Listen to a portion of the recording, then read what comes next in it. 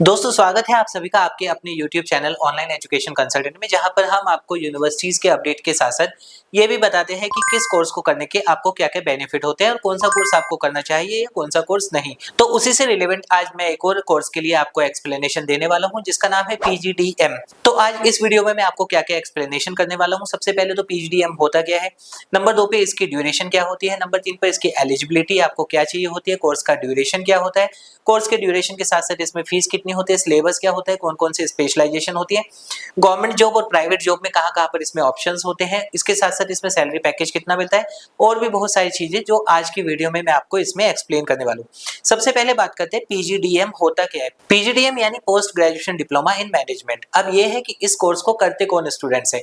वैसे तो अगर देखा जाए इस कोर्स की ड्यूरेशन जो होता है वो 2 साल होता है, यानी कि अगर आप post graduation diploma in management करते हैं या फिर MBA करते हैं, दोनों की ही वैल्यूएशन जो है इक्वल मानी जाती है, बट फिर भी ये है एक डिप्लोमा होता है, एक मास्टर डिग्री होती है।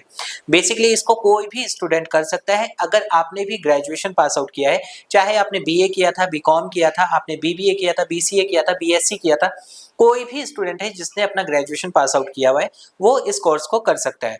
अब बात करते हैं ये कि इस कोर्स में एडमिशन लेने का प्रोसेस क्या होता है। तो दोस्तों पहले तो मैं आपको एक चीज क्लियर कर दूं कि PGDM जो होता है, बेसिकली ये जो कॉलेजेस वगैरह करवाते हैं उनको किसी भी UGC अप्रूवल की नीड नहीं होती है, यानी कि कोई भी कॉलेज जिसको AICTE का अप्रूवल मिला हुआ है वो PGDM कोर्स करवा सकता है। और इसमें एडमिशन लेने के लिए आपको 2 तरीके होते हैं, पहला तो होता है एंट्रेंस के थ्रू और दूसरा होता है डायरेक्ट एडमिशन। एंट्रेंस के थ्रू अगर जाते हैं तो एंट्रेंस में इसमें आपका ये होता है कि आप कैट, मैट, जेकमेट और भी ATME इनके थ्रू आप इसमें एंट्रेंस के थ्रू एडमिशन ले सकते हैं। और नंबर 2 होता है डायरेक्ट एडमिशन। डायरेक्ट एडमिशन में आप मैनेजमेंट कोटा के थ्रू या फिर डायरेक्ट कॉलेज में जाके भी एडमिशन ले लेते हैं। नेक्स्ट बात करते हैं इसमें फीस कितनी देनी होती है। तो आपको फीस के लिए बता दूं कि इसकी जो कॉलेज की फीस होती है लगभग 1 लाख रुपए एक एवरेज फीस होती है, जो कि 1 लाख रुपए पर एनम से स्टार्ट होकर 2 लाख 2.5 लाख रुपए पर एनम तक इसकी फीस जाती है। बात करते हैं इसमें आप सब्जेक्ट्स क्या क्या ले सकते हैं, यानी कि स्पेशलाइजेशन। PGDM में करना चाहता हूं तो किस स्पेशलाइजेशन में मैं कर सकता हूं। तो जिस तरीके से MBA होता है कि MBA में आप स्पेशलाइजेशंस ले सकते हैं, उसी तरीके से PGDM में भी होता है। और जैसे MBA में भी ड्यूल स्पेशलाइजेशन किसी किसी यूनिवर्सिटी में होती है, सेम उसी तरीके से PGDM भी ड्यूल स्पेशलाइजेशन में भी हो जाता है। अब बात करते हैं मेजर स्पेशलाइजेशंस की। तो इसमें आप finance, HR, marketing, operation management, supply chain management, IT industry, इन सभी से आप अपना PGDM कर सकते हैं। नेक्स्ट बात करते हैं क्या इसमें आपको असाइनमेंट या फिर प्रोजेक्ट वर्क भी होता है। तो हाँ बिल्कुल, जैसे MBA में होता है सेम इसी तरह से इसमें भी जब आप PGDM किसी भी कॉलेज में एडमिशन लेते हैं तो वहां पर असाइनमेंट और आपको इसमें प्रोजेक्ट वर्क भी होता है।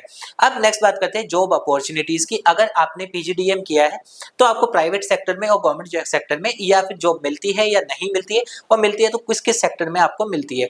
तो अगर हम प्राइवेट सेक्टर की बात करें तो इसमें बहुत अच्छी अच्छी कंपनीज में आपको अच्छी अच्छी सैलरी पैकेज के साथ जॉब्स मिल जाती है, लाइक फाइनेंस के लिए, ऑपरेशन के लिए, HR के लिए। जैसे जैसे वो होता है कि मैनेजमेंट वगैरह या फिर कंसल्टेंट की जो कंपनीज होती है वहां पर सबको आपको जॉब मिल जाती है। अगर वही हम बात करें गवर्नमेंट जॉब की, तो गवर्नमेंट जॉब में एक प्रॉब्लम बिल्कुल आती है, और वो ये होती है कि 90% जो गवर्नमेंट जॉब्स निकलती है वहां पर PGDM ना मांगकर MBA मांगा जाता है। तो हाँ, अगर आप गवर्नमेंट जॉब की तैयारी कर रहे हैं तो मैं आपको सजेस्ट करूंगा कि आप MBA को प्रेफर करें, ना कि PGDM को। लेकिन हाँ, कुछ जॉब्स ऐसी भी होती है जहां पर PGDM को ही मांगा जाता है कि आपको अगर इस वैकेंसी के लिए अप्लाई करना है तो वहाँ PGDM की ही जरूरत होती है।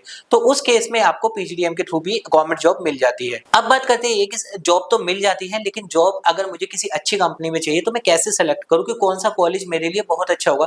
तो दोस्तों जैसे कि मैंने बताया था कि इसमें एंट्रेंस के थ्रू भी आप एडमिशन लेते हैं, तो कभी भी अगर आप PGDM करना चाहते हैं ना कि MBA, क्योंकि MBA के लिए तो बहुत सारे ऑप्शन होते हैं, लेकिन PGDM के लिए आपका ये रहता है कि बहुत ही कम चॉइसेस आपको मिलती है। तो PGDM हमेशा आप कोशिश कीजिए कि कभी भी आप किसी कॉलेज से PGDM करना चाह रहे हैं तो एटलीस्ट वो कॉलेज उस तरीके का हो जिसको NAC A++ ग्रेडिंग मिली हुई हो, प्लस उसकी बहुत ज्यादा वैल्यू हो, बहुत ज्यादा ब्रांड वैल्यू हो, और प्लस वहां पर कंपनीज हायरिंग के लिए बहुत सारी आती हो। तो कभी भी अगर आप PGDM के लिए चाहते हैं कि आपको PGDM करना है तो हमेशा ऐसा कॉलेज आप सेलेक्ट कीजिए जिसकी अच्छी वैल्यू हो, यानी कि वेल नोन कॉलेज हो, और जहां से करने के बाद आपको एक फीडबैक भी मिला हो कि जितने स्टूडेंट्स हैं जो वहां से कर चुके हैं उनको भी पता हो कि हाँ इस कॉलेज की बहुत अच्छी रेपुटेशन है, क्योंकि कंपनीज भी वहीं उसी कॉलेज में आती हैं जहां से उनको पता लगता है कि हाँ PGDM के स्टूडेंट्स यहाँ से अच्छे मिलते हैं। और एक और रीजन मैं आपको बता दूं, PGDM और MBA में एक डिफरेंस बिल्कुल होता है। पीजीडीएम में जो है हमेशा आपको लेटेस्ट जो है चीजें पढ़ाई जाती हैं, लेटेस्ट अपडेट्स होते हैं।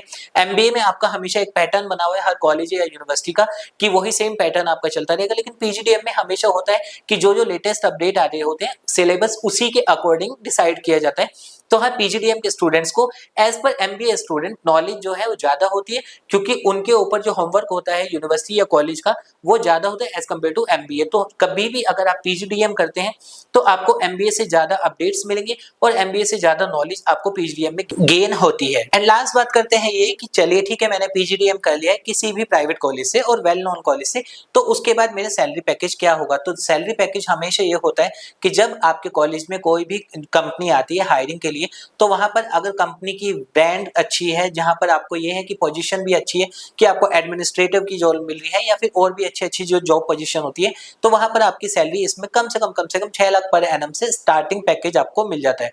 तो दोस्तों ये था पीजीडीएम के ऊपर पूरा का पूरा अपडेट। उम्मीद करूंगा आपको पसंद आया होगा। अभी भी अगर आपकी कोई इंक्वायरी है आप कमेंट कर सकते हैं, मैं उसका रिप्लाई आपको कर दूंगा।